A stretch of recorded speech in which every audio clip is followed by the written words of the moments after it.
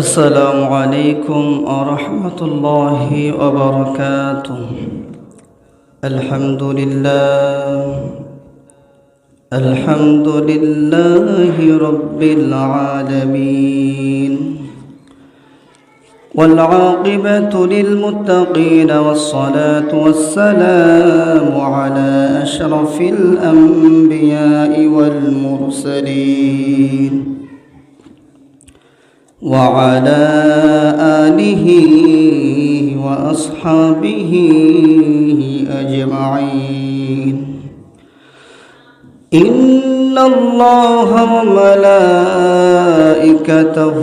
يصلون على النبي يا أيها الذين آمنوا صلوا عليه وسلموا تسليما. اللهم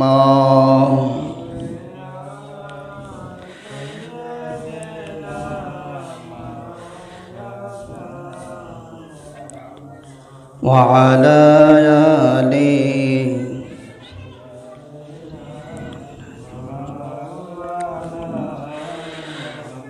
بلغ العلا بكماله، كشف الدجى بجماله، حسنت جميع خصاله، صلوا عليه وآله. الحمد لله। আল্লাহ পাকের লাখো কোটি শুকরিয়া যে আল্লাহ পাক রব্বুল আলামিন দয়া করে মেহেরবানি করে আমাদেরকে জুম্মার নামাজ পড়ার জন্য মসজিদে আসার তৌফিক দান করেছেন। এই জন্য আমরা অন্তরের অন্তঃস্থল থেকে বলি আলহামদুলিল্লাহ। আল্লাহ পাক রব্বুল আলামিন সূরাত বনী ইসরাঈলের 31 নম্বর আয়াতে বলেন, ওয়ালা তাকতুলু আওলাদাকুম, ওয়ালা তাকতুলু, তোমরা হত্যা করিও না, আওলাদাকুম, তোমাদের সন্তানদেরকে। তাহলে এই আয়াত থেকে আমরা বুঝতে পারলাম মানবাধিকার সম্পর্কে আল্লাহ পাক রব্বুল আলামিন পবিত্র কালামুল্লাহর মধ্যে অসংখ্য জায়গার মধ্যে আল্লাহ তাআলা বলেছে। এই মানবাধিকার আমরা যে দেশগুলোর কথা শুনে আসছি, আমেরিকা, রাশিয়া, যত বড় বড় দেশ আছে, সব দেশের মধ্যে মানবাধিকার বলতে তাদের সংগঠন আছে। তারা বর্তমান যুগ উপযোগের মধ্যে তারা চিন্তা ভাবনা করে এলাকার অবস্থান বুঝে তারা মানবাধিকার সংগঠন করে। কিন্তু আল্লাহ তাআলা ১৫০০ বছর আগেই এই মানবাধিকার সম্পর্কে আল্লাহ তাআলা কোরআনে বলেছে। তার মধ্যে আমরা সকলেই যদি মানবাধিকার সম্পর্কে কিছু জানতে চাই, সর্বপ্রথম আমাদেরকে মনে রাখতে হবে ইসলাম ধর্মে অধিকার 2 প্রকার। 1 নম্বর হচ্ছে হাক্কুল্লাহ, 2 নম্বর হচ্ছে হাক্কুল ইবাদা। 1 নম্বর হচ্ছে আল্লাহর হক, 2 নম্বর হাক্কুল ইবাদা, বান্দার হক। এই 2 প্রকার কেউ যদি মানতে পারে সঠিকভাবে, তাহলে দুনিয়াতে মুমিন হওয়া তার জন্য একেবারে সহজ। আর এই 2 প্রকার থেকে যদি কেউ বের হয়ে যায়, তাকে আর মুমিন বলা যাবে না, তাকে ডাইরেক্ট টাটকা মুনাফিক, মুশরিক, এমন এক পর্যায়ে সে কাফের হয়ে যাবে। যে তোমরা নিজেদের উপর জুলুম করিও না। আপনার শরীর আছে, আপনার সব কিছু আপনার কাছে আছে, চোখ আছে, নাক আছে, হাত আছে, পা আছে, মাথা আছে, কিন্তু আপনি ইচ্ছা করলে এগুলোর অপব্যবহার করতে পারবেন না। আল্লাহ তাআলা আপনাকে আমানত দিয়েছে। আমানত যদি না দিত তাহলে আল্লাহ তাআলা সূরাতুল আলে ইমরানের 135 নম্বর আয়াতে এই কথা বলতেন না যে তোমরা যারা নিজেদের প্রতি জুলুম করেছ তোমরা নিজেদেরকে শেষ করে দিও না। এই জন্যে অঙ্গ প্রত্যঙ্গের অপব্যবহার করা যাবে না। তারপর কেউ যদি গুনাহ করে, কেউ যদি সীমা লঙ্ঘন করে, তার ব্যবস্থাও আল্লাহ তাআলা কোরআনে রেখেছে। কেউ যদি অপরাধ করতে করতে লিমিট ক্রস করে ফেলেন, আল্লাহ পাক রব্বুল আলামিন সূরাতুল ফুরকানের মধ্যে জানায়া দেন, ইল্লা মান তাবা ওয়া আমানা ওয়া আমিলা আমালান সালিহান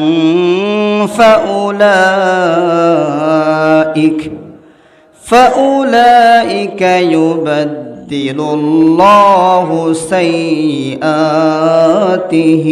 হাসানাত ওয়া কানা আল্লাহু গফুরুর রহিমা।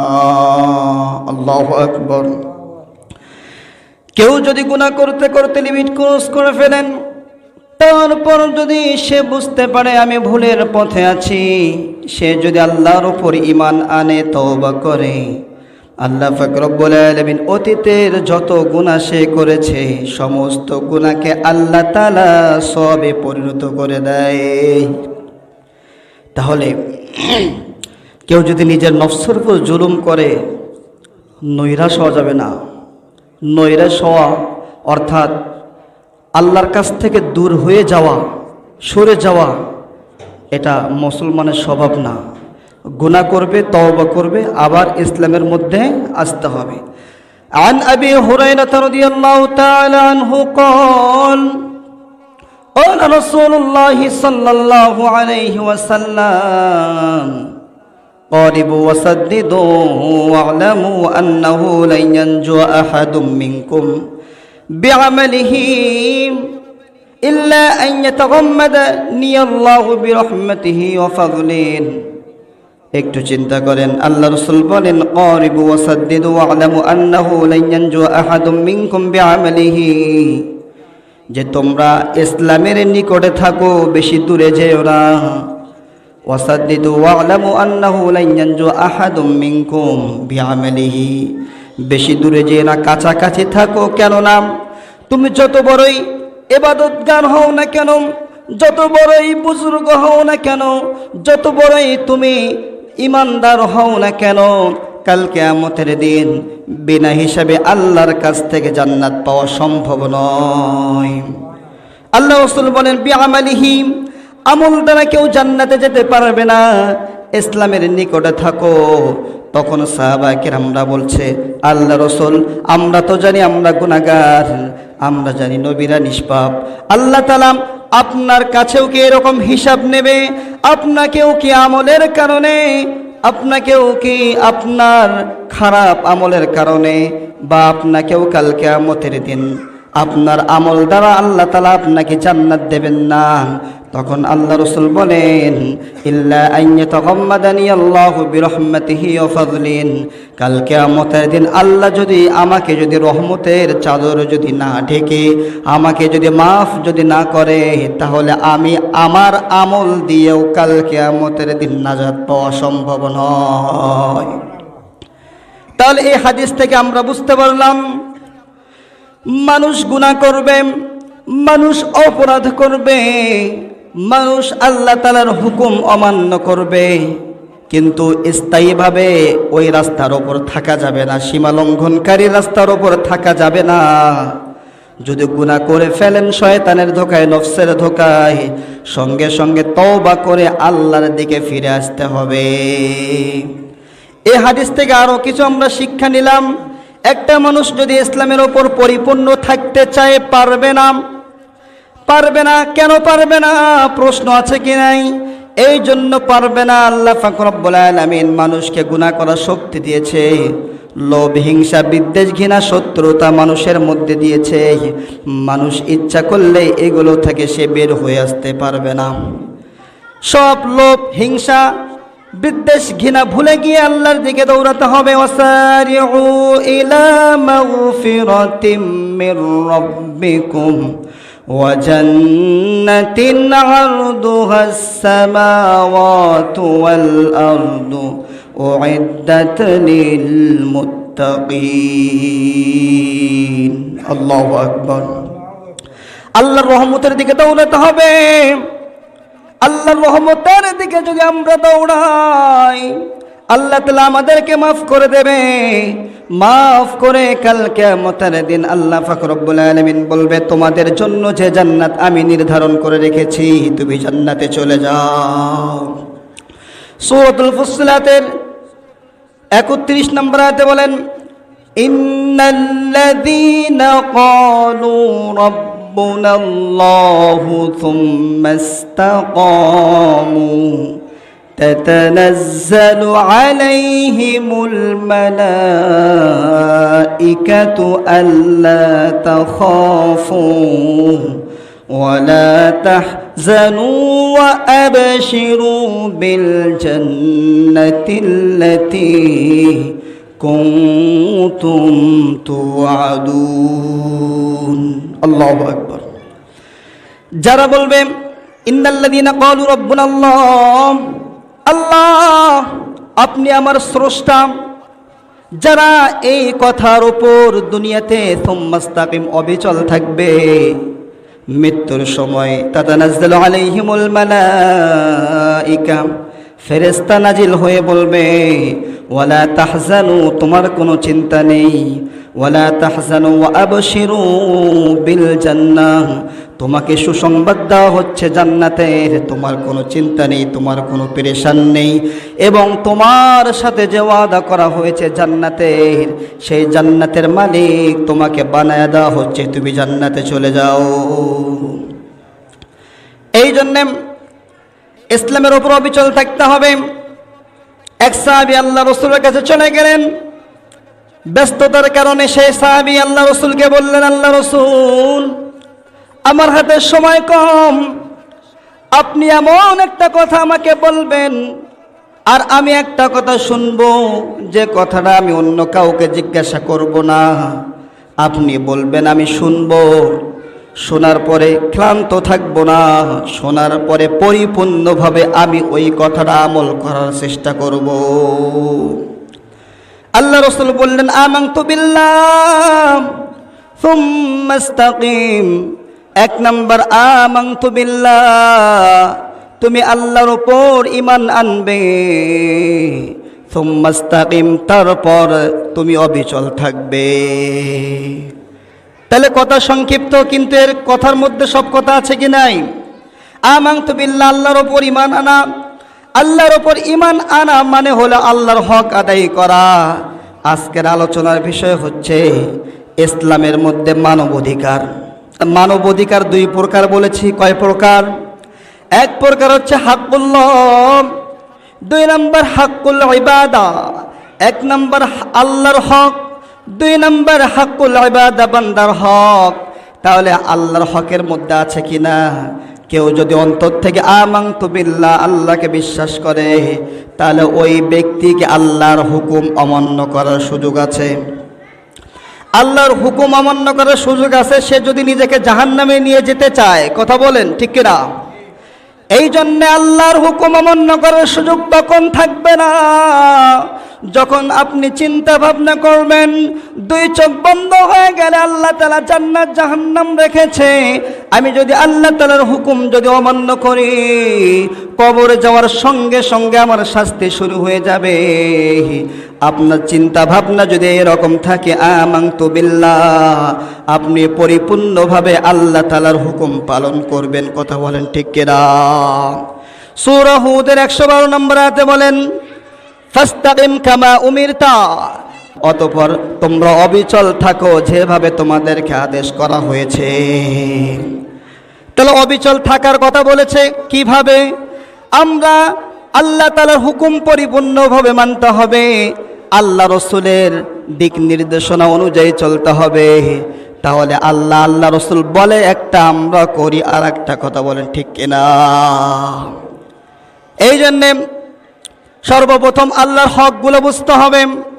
আল্লাহর হক যদি আমরা আদায় করতে পারি, সূরাতুল আহকাফের মধ্যে আল্লাহ তাআলা বলেন, ইন্নাল্লাযীনা ক্বালু রাব্বুনাল্লাহু ফালা খাউফুন আলাইহিম ওয়ালা হুম ইয়াহজানুন।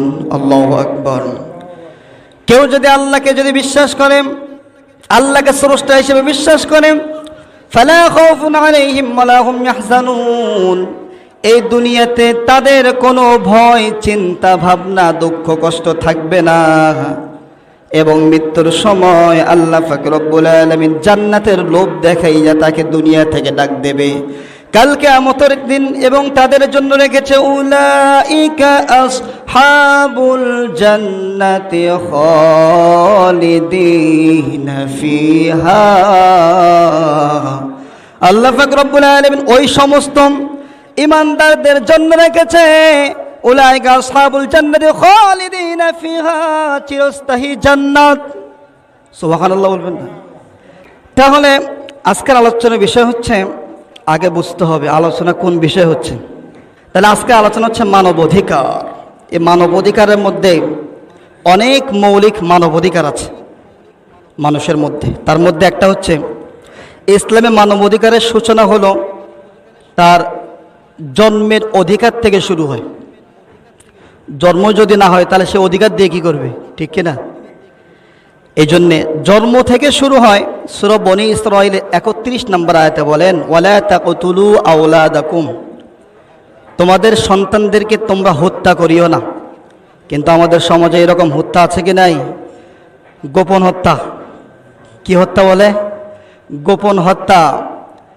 স্ত্রীর গর্ভে বাচ্চা চলে আসছে, সে বাচ্চা নেয় না, কারণ হচ্ছে সে খাওয়াবে কি? খাওয়ানোর চিন্তা আপনাকে করতে হবে। খাওয়ানোর দায়িত্ব কে নিয়েছে? আল্লাহ পাক রব্বুল আলামিন সূরাতুল হুদের 6 নম্বর আয়াতে বলেন, ওয়ামা মিন দাব্বাতিন ফিল আরদি ইল্লা আলাল্লাহি রিজকুহা ওয়া ইয়ালামু মুস্তাকাররাহা ওয়া মুস্তাওদাআহা কুল্লুন ফি কিতাবিম মুবিন। আল্লাহু আকবার। আল্লাহ তাআলা মানুষদেরকে দুনিয়াতে পাঠানোর আগে, অর্থাৎ রূহ সৃষ্টি করার 50,000 বছর পূর্বে আল্লাহ তাআলা মানুষের রিজিককে নির্ধারণ করেছে। এই জন্যে আমরা যারা অনেকেই বলি যে লোকটা খানার অভাবে মারা গিয়েছে, এটা ভুল কথা। এটা কি কথা? কেউ খানার অভাবে মরে যায় না, তার রিজিক নেই এই জন্য সে মরে গিয়েছে। কারণ আল্লাহ তাআলা রিজিক অবশ্যই পৌঁছান। ওমান ইয়াত্তাকিল্লাহা ইয়াজআল লাহু মাখরাজা ওয়া ইয়ারযুকুহু মিন হাইসু লা ইয়াহতাসিব। আল্লাহ তাআলা তার রিজিক তার কাছে যেভাবে হোক পৌঁছে দেন। আর রিজকু মাকসুমুন ইয়াতুলুবুল আবাদা কামা ইয়াতুলুবুল আজালা। যে কারো যদি রিজিক থাকে, মৌত যেমন তাকে তালাশ করে, রিজিকও তাকে তালাশ করে ওই রিজিকটা তাকে প্রদান করা হয়। সুবহানাল্লাহ বলবেন না? এই জন্য আমরা এই আয়াত থেকে বুঝতে বললাম সূরা হুদের রিজিকের অভাবে কেউ মরে না, রিজিকের দায়িত্ব আল্লাহ তাআলা নিয়েছে। কিন্তু আমরা ওভার খেতে গিয়ে, আমরা দুনিয়ার মোহে পড়ে আমরা নিজেদেরকে বরবাদ করে দিচ্ছি। সূরাতুত তাকাসুরের মধ্যে আল্লাহ তাআলা বলেন, আল্লাকুমুত তাকাসুর হাত্তা যুরতুমুল মাকাবির। দুনিয়ার মোহ সৌন্দর্য তোমাদেরকে মোহচ্ছন্ন করে রেখেছে। আর এই মোহচ্ছন্ন যাকে পেয়েছে, কবর যাওয়ার আগ পর্যন্ত তার এই দুনিয়া লোভ, হিংসা, বিদ্বেষ, ঘৃণা, শত্রুতা এগুলো তার কাছ থেকে দূর হবে না। তার মধ্যে মানুষ ধ্বংস হওয়ার মূল 1 নম্বর কারণ হচ্ছে লোভ। লোভ আপনার মধ্যে থাকবে না কেন? অবশ্যই থাকবে। কেননা আল্লাহ তাআলা লোভ দিয়েছে। আপনি ইচ্ছা করলে তো লোভ বের করে ফেলে দিতে পারবেন না। কিন্তু লোভ ততটুকু করতে হবে, আল কনাআতু মিরসন, অর্থাৎ অল্পতে সন্তুষ্ট থাকতে হবে। আপনি যতটুকু পেয়েছেন আলহামদুলিল্লাহ। ভালো থাকার সবচেয়ে সহজ পন্থা, সবচেয়ে গুরুত্বপূর্ণ টিপস, এবং ইমানদার যদি কেউ হতে চায় এটা সবসময় মাথায় রাখতে হবে, অল্পতে কি থাকতে হবে? সন্তুষ্ট থাকতে হবে। এই অল্পতে সন্তুষ্ট থাকা এটা হকারদের কিতাবের লেখা নয়। অল্পতে সন্তুষ্ট থাকা হযরত আলী রাদিয়াল্লাহু তাআলা আনহু বলেছে তাকওয়ার মধ্যে একটা তাকওয়া আছে, অল্পতে সন্তুষ্ট থাকা। সুবহানাল্লাহ বলবেন না? এই জন্যে অল্পতে সন্তুষ্ট থাকার চেষ্টা করতে হবে। আর যে বিষয়টা বললাম মৌলিক সমস্যার মধ্যে, মানবাধিকারের মধ্যে 1 নাম্বার হচ্ছে জন্ম অধিকার। যদি আমাদের 2, 3, 4, 5টা ছেলে সন্তান থাকতে পারে, আল্লাহ যদি দেয় আমরা নেব না কেন? রিজিকের মালিক কে? আল্লাহ। কিন্তু বর্তমান নাস্তিকরা আমাদের মুখে মুখে আমাদের অন্তর মধ্যে ঢুকাই দিয়েছে কি ছেলে হোক মেয়ে হোক 2টি সন্তান যথেষ্ট। এরকম কথা আগে ছিল কি ছিল না? এটা পূর্বের কথা। আর বর্তমান তারা কীরকম কথা নিয়ে আসছে? 2টি সন্তানের বেশি নয়, 1টি হলে ভালো হয়। কথা বলেন ঠিক কি না? এই স্লোগানটা শোনা যায় কি যায় না? আচ্ছা, আপনি যদি এই স্লোগানটা যদি বলেন, আমি নিজের মুখে শুনেছি কয়েকদিন আগে কথোপকথন হচ্ছে, তার মধ্যে এরকম একটা কথা উঠে গেল। সে বলছে ভাই আর নিতে পারবো না, একটাই যথেষ্ট, যদি আমি নেই তাহলে আমি খাওয়াতে পারবো না। আমরা দূরের কথা বলবো না, আমাদের এলাকার সমস্যা নিয়ে কথা বলতে হবে, যুগ উপযোগী কথা এই মিম্বর থেকেই বলতে হবে। কেননা এই মিম্বর 1 নং জিল বাইতুন নূর জামে মসজিদের মিম্বর নয়, এই মিম্বর হযরত মুহাম্মদ সাল্লাল্লাহু আলাইহি ওয়াসাল্লামের মিম্বর। কথা বলেন ঠিক কিনা? এই জন্য এই কথাগুলো আমাদের থেকে ঝাড়ু দিয়ে আমাদেরকে ফেলে দিতে হবে। এই কথা এলাকার মধ্যে থাকতে পারে না। আর যদি কেউ বলে 2টি সন্তানের বেশি নয়, 1টি সন্তান হলে ভালো হয়, তাকে বলবেন ভাই আপনি যে কথাটা বলছেন আল্লাহ রসুলের বিরুদ্ধে আপনি করলেন।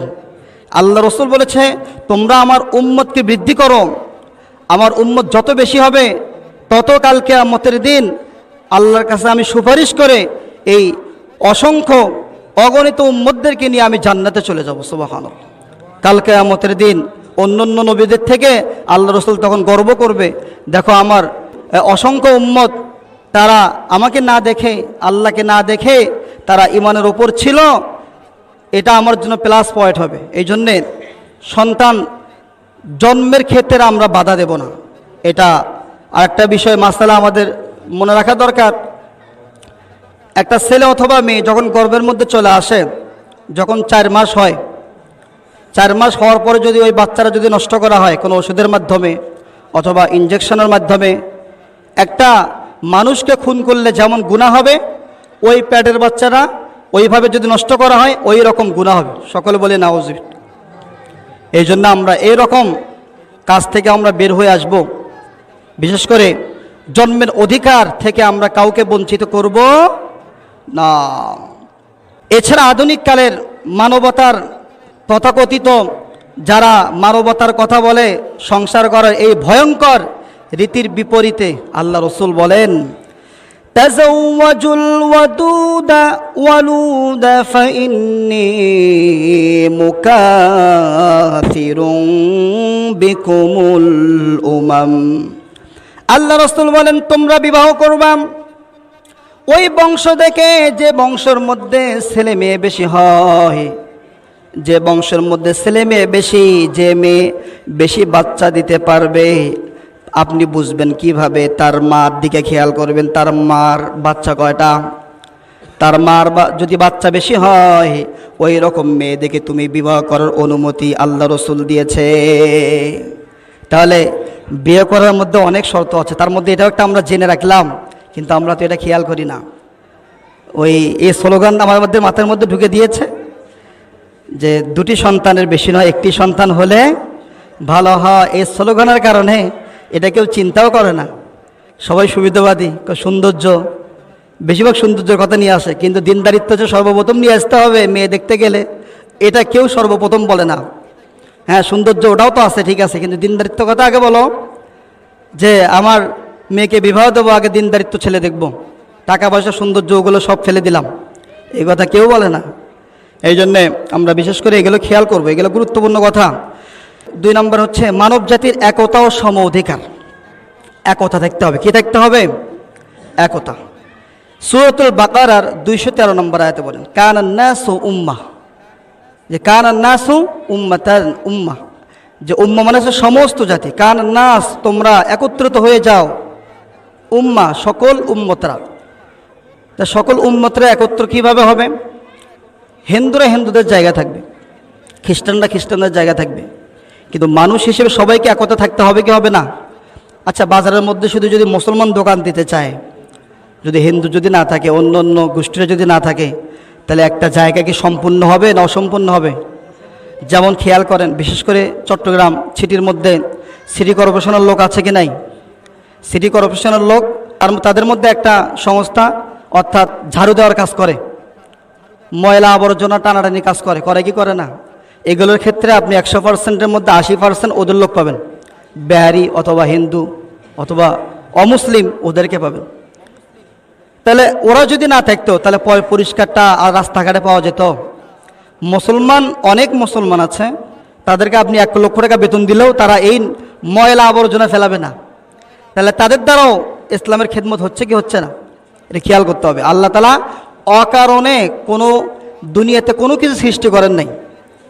আপনি যা কিছু দেখছেন, আপনি যদি একটু গবেষণা করেন, একটু খেয়াল করেন, দেখবেন আমাদের ইবাদত বন্দেগীর সহযোগিতার জন্য আল্লাহ তাআলা এই দুনিয়াতে সব কিছু সৃষ্টি করেছে।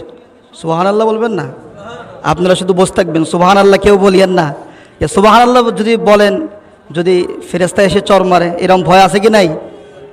আসলে কি বলবো, আপনি কি বুঝেন না? আমি তো নিজেও আলোচনা করে শান্তি পাচ্ছি না। আলোচনা আমার কানে আসতে হবে, আমি তো কানে আওয়াজটা পাচ্ছি না। আমি যেহেতু ঠিকভাবে পাচ্ছি না, আপনারা কীভাবে পাবেন? এই জন্য ধৈর্য ধরেন, এটা খেয়াল করেন, এটা খেয়াল করতে হবে। খেয়াল করলে ইনশাল্লাহ কিছু হলেও শিখতে পারবেন। তা যে বিষয়টা বললাম যে মানব জাতির একতা ও সম অধিকার, তা মানব জাতির একতা আমাদেরকে থাকতে হবে। হিন্দুরা হিন্দুদের জায়গায়, মুসলিমরা মুসলিমের জায়গায়। তাহলে যে জায়গায় থাক না কেন, তারপর আমরা 2 নম্বরে চলে গেছি মৌলিক অধিকারের মধ্যে মানব জাতির একতা ও সম অধিকার। তাহলে আমাদেরকে ইসলামের মধ্যে একতা থাকতে হবে। আমরা যদি ইসলাম ধর্ম মানতে চাই, এখানে আশপাশে কেউ থাকবে না, অমুসলিম থাকবে না, ইমানি ভাই অনেকজন পথভ্রষ্ট হয়ে যায়। আমরা তাকে দেখে আমরা নিজেকে অনেক ভাগ্যবান মনে করি যে ও তো পথভ্রষ্ট হয়ে গেল, আমি তো আলহামদুলিল্লাহ ভালো আছি। এরকম চিন্তা ভাবনাও করা যাবে না। সবাইকে নিয়ে আমরা একতার সাথে বসবাস করব। একটা এলাকার মধ্যে কেউ বলতে পারবে না সবাই আল্লাহর ওলি। কেউ যদি বলে একটা এলাকার মধ্যে আমরা সবাই আল্লাহর ওলি, বিষয়টা এরকম যদি কেউ বলে, ও টাটকা শয়তান। সবাই যদি আল্লাহর ওলি হয়ে যায়, তাহলে আল্লাহ তাআলা এই জমিন আসমান এগুলো রাখতো না। কথা বলেন ঠিক কিনা? এই জন্য মানব জাতির সম অধিকার বিষয়গুলো আমরা মাথায় রাখবো। সূরাতুল বনী ইসরাঈলের ৭০ নম্বর আয়াতে আল্লাহ তাআলা বলেন, ওয়ালাকাদ কাররামনা বানি আদামা ওয়া হামালনাহুম ফিল বাররি ওয়াল বাহরি ওয়া রাযাকনাহুম। ওয়ালাকাদ কাররামনা বানি, যা আল্লাহ তাআলা বনি আদমকে আল্লাহ তাআলা সম্মানিত করেছে। ওয়ালাকাদ কাররামনা বানি আদম, তাহলে বনি আদম, আমরা বনি আদমের সন্তান না? তাহলে আমাদেরকে আল্লাহ তাআলা কি করেছেন? সম্মানিত করেছে। লাকাদ খলাকনাল ইনসানা ফি আহসানি তাকওয়িম, যে আল্লাহ তাআলা মানুষকে যেভাবে গঠন করেছে, আপনি মানুষের একটার পর একটা স্তর যদি আপনি যদি একটু সৌন্দর্য হতে চান, সুন্দর যদি নিজেকে যদি বলতে চান, অথবা কেউ আপনাকে বলবে, আপনি যখন কাপড় চোপড় পরবেন তখন একটা সৌন্দর্য চলে আসে, যখন আপনি রুমাল পরবেন তখন একটা সৌন্দর্য চলে আসে কি আসে না? যদি একটা চশমা পরেন তারপরে সৌন্দর্য চলে আসে কি আসে না? আর যদি একটা কুকুরকে যদি আপনি পাঞ্জাবি পরায় দেন, কুকুরকে যদি একটা চশমা পরায় দেন, সুন্দর লাগবে না আরও ভয়ঙ্কর লাগবে? এই জন্যে লাকাদ খলাকনাল ইনসানা ফি আহসানি তাকওয়িম, আল্লাহ তাআলা মানুষকে সুন্দরভাবে গঠনভাবে সৃষ্টি করেছে। এই জন্যে মানব জাতির একতা ও সম অধিকার, নরনারীর অধিকার, এই মানব জাতির মধ্যে আমাদের ঘরে মা বোনরা আছে কি নাই? স্ত্রী সন্তানরা আছে কি নাই? আছে। আমাদের স্ত্রী হতে পারে, আমাদের মা বোন হতে পারে, আমাদের বোন হতে পারে, তাদের সাথে সুন্দর আচরণের মাধ্যমে জীবনযাপন করতে হবে। কেননা আল্লাহ তাআলা বলেছে, লিরিজালি নাসিবুম মিম্মা ইকতাসাবানা ওয়া লিন-নিসাই নাসিবুম মিম্মা ইকতাসাবানা, যে লিরিজালি নাসিবুম মিম্মা ইকতাসাবানা, পুরুষ তোমরা যে ইনকাম করছো, এই ইনকাম তোমাদের জন্য, তোমরা যা মন চায় তা করো। ওয়া লিন-নিসাই নাসিবুম মিম্মা ইকতাসাবানা, এবং মহিলারা অনেক সময় ইনকাম করে কি করে না? টাকা পয়সা উপার্জন করে কি করে না? ওরা টাকা পয়সা উপার্জন করেছে, ওটা তাদের হক, ওরা যাকে মনে চায় তাকে দেবে। তাহলে এখানে নারীদের ওপর ইসলাম জুলুম করেছে না সুবিচার করেছে? সুবিচার করেছে না অবিচার করেছে? সুবিচার অবশ্যই করেছে। কিন্তু অনেক পুরুষ আমরা বলি, তুই সারা জীবন ইনকাম করে শুধু আমাকে দিবি। এটা কি ইসলামের শিক্ষা? ইসলামের শিক্ষা না। তাহলে এখানেও নারী জাতির একটা মানবাধিকার আছে কি নাই? আছে। তাহলে মানবাধিকার তাদেরকে দিতে হবে। আপনার মেয়েকে বিবাহ দেওয়ার সময় আপনি বলছেন যে তোকে দোয়া দিলাম, তুই সংসার কর। দোয়া দিয়ে আপনার মেয়েকে আপনি পাঠিয়ে দিলেন। এখন মেয়ে মানুষ দুর্বল, সে বলতেও পারে না, লজ্জার ক্ষেত্রেও বলতেও পারে না। অনেক সময় জিনিসটাও তার মনে হয়ে যায়, আমি তো 17 বছর 18 বছর আমার বাবার ঘরে ছিলাম, বাবা আমার পেছনে অনেক টাকা পয়সা খরচ করেছে। অনেক সময় সে চাইতেও পারে না, কিন্তু সে চাইতে পারে না, বলতে পারে না, সে যে রকম অবস্থায় থাক না কেন, কিন্তু আপনার দায়িত্ব হচ্ছে আপনার মেয়ের সাথে সুবিচার করা, আপনার মেয়ের হকটা তাকে বুঝাই দেওয়া। একটা মেয়ের হক আপনি কতটুকু দিবেন? একটা ছেলে 2টা মেয়ে, একটা ছেলে যতটুকু পাবে ওই সম্পদটা 2 ভাগ করে আপনার 2 মেয়েকে দিতে পারবেন। কয় মেয়েকে? তাহলে এক ছেলে পরিমাণ 2 মেয়েকে দিতে পারবেন। এটা আমাদেরকে সুবিচার করতে হবে। আপনি যদি এই সুবিচার যদি না করতে পারেন, তাহলে মৃত্যুর সময় কালিমা নসিব নাও হতে পারে। আর কালিমা নসিবও যদি হয়ে যায় কালকে কিয়ামতের দিন, এটার কারণে আপনাকে আল্লাহর কাছে জবাবদিহি করতে হবে। তাহলে আল্লাহ তাআলা আমাদেরকে বিশেষ করে নরনারীর সম অধিকার বোঝার তৌফিক দান করুন। তারপরে যে বিষয়টা আছে যে ইসলামে জীবন ধারণের অধিকার, তাহলে ইসলামের জীবন ধারণ মানে হচ্ছে সবারই বেঁচে থাকার অধিকার আছে। আপনি একটা মানুষকে ইচ্ছা করলে খুন করার সুযোগ আছে। আন আবি হুরায়রা রাদিয়াল্লাহু তাআলা আনহু قال رسول الله صلى الله عليه وسلم كل المسلم حرام, মুসলমানের উপর হারাম কয়টা জিনিস? দামহু রক্ত, অমালুহু তার সম্পদ, ওয়াইরদুহু এবং তার সম্মান। 3টা জিনিস এক মুসলমান অপর মুসলমানের উপর হারাম। ডাইরেক্ট আল্লাহ তাআলা কি করে দিয়েছে?